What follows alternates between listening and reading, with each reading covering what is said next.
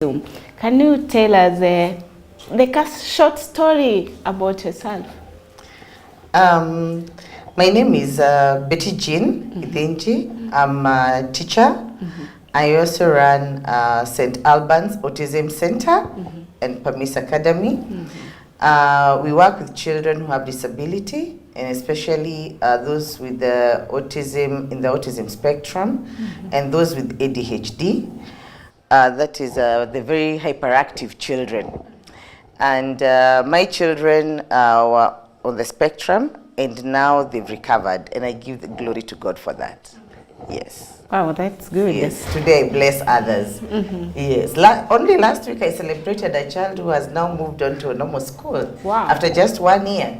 Yes. Okay.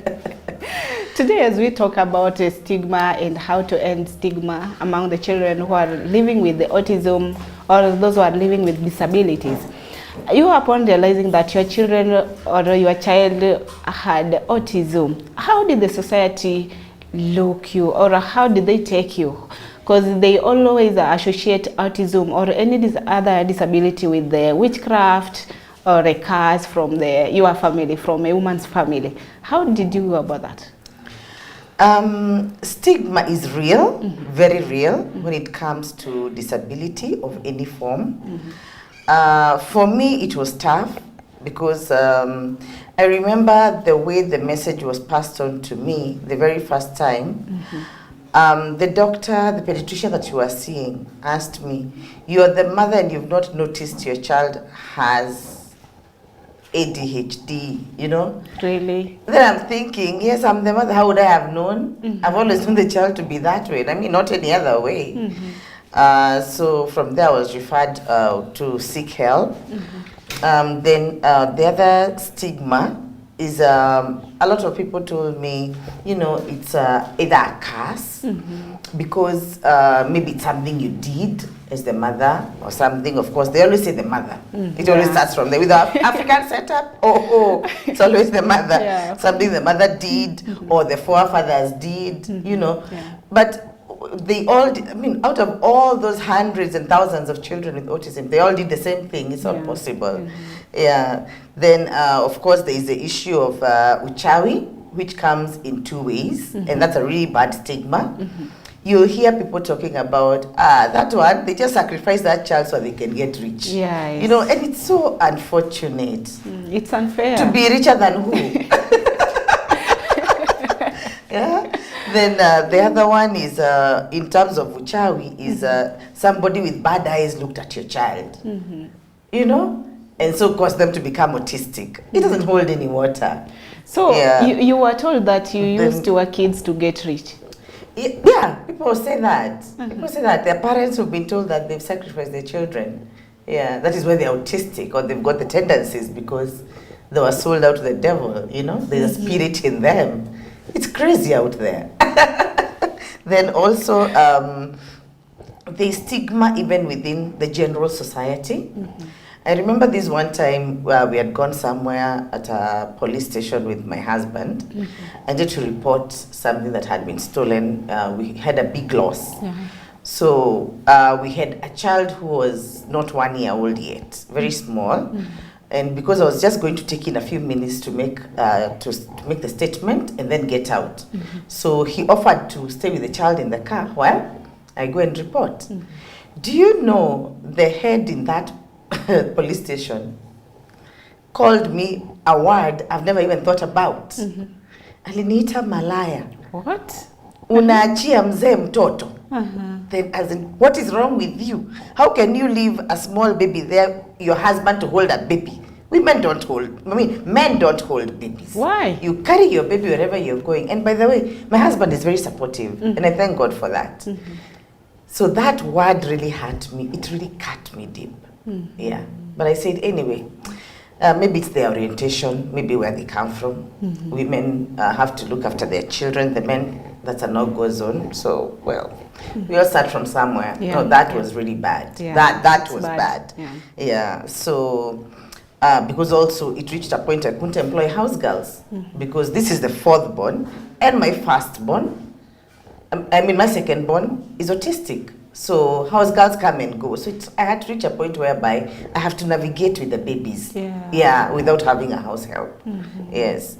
Then also, so people call the children mad. So, yes. So even getting a house help was difficult for you? Yes, maintaining a house girl is really hard.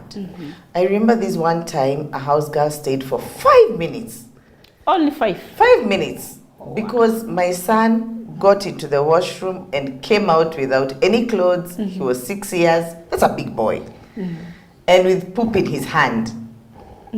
So, I mean, this lady was like, this one I can't handle. She just called, but she was very nice, by the way, because she told me, Madam, to be honest with you, please, I don't think I can handle your house. 5 minutes, we had just landed.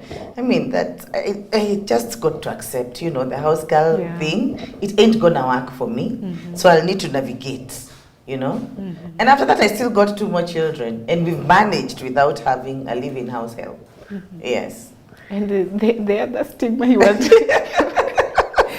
to talk about before I interfere with you. Yeah, no, the other one is the children. The stigma is on the children, both the child on the spectrum and the siblings. The child on the spectrum, you'll find people calling them mad. The other day I was walking in my estate and somebody told me, that boy is mad. Really? You know, she's a house help, she's seen this boy, and has said this boy is mad. Okay, the boy is pretty rough, and of course he's on the spectrum from my observation. So I called the boy, and I was very kind to him, talked to him. He has speech, limited, but he has speech. So I asked him his name, a few things, we got into a conversation, we got into counting, at least he could count 1 to 5. I did not say anything to this person, but the person was watching. I just wanted to prove to them that the boy is not mad. Yeah. If a kid can count 1 to 10, clearly they're not mad. Yes. But he's pretty rough, quite rough with the other kids. So that's no wonder she would say that the boy is mad, or maybe not well-mannered, you know, all those kind of things. People say they don't have manners, the parents don't know how to train the children, you know, all those kinds of things. Then the other stigma is on siblings.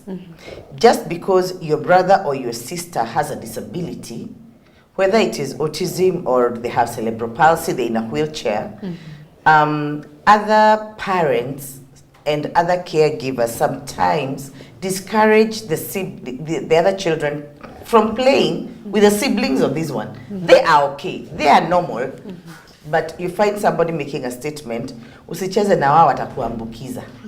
I mean, how you cannot contract. Yes. Oh God, yes, that one is there. That they'll make you to get autism, they'll make you to get cerebral palsy. It's not homa, it is not a flu that you'll catch from another person. Yeah. So that it's really disheartening. Yeah, even to the other children, to the siblings. I normally say, as a parent, look for an environment whereby the other children will have their space, and this one will also be incorporated and to work with the society around. Yes. Now, apart from the society, as a parent who has autistic kids, do the government help them? Do they get any support from the government? Basically, right now, one of the support is that the ones who have ASD are able to, they are recognized as having a disability. So they get the disability card, which enables them to get some little stipend from the government. But anything else, not so much, not so much. We are still way behind, yes, as compared to other countries, yes. And Nene, what about the consultations? So when you want to consult, when you go to the doctor to consult, or in the government hospitals, do they charge? Yes, they do. And it's really, it inhibits or prevents a lot of parents from getting a proper assessment for their children. Because one, even getting the card, it's very rigorous. It's time consuming and also very expensive. Majority of Kenyans, the low-income earners, they earn less than about 500 a day, the casual workers. Consultation, the last time I checked, for example, at one of our government hospitals like Kenyatta, the last time I was there, the consultation for therapy was 1,100. Mama Fua will not afford that. Yeah. She cannot afford that. Yeah. She's got the 1,000 she has made out of washing clothes, or the 500 cannot take care of therapy. How? Some even earn 300 per day. Yes, some earn 300 per day, yes. The ones who work half day, so it's unaffordable. So the government really needs to make this service free. There's a small clinic, I gather there's a day, one of the government hospitals, small hospitals, that there's a therapist who goes there once a week and is able to do assessments. But nothing more than that. They don't do the therapy itself. So that is very, very, it's a big challenge. The other problem is to get an assessment and even to get the card, you've got to go through KISE, Kenya Institute for Special Education.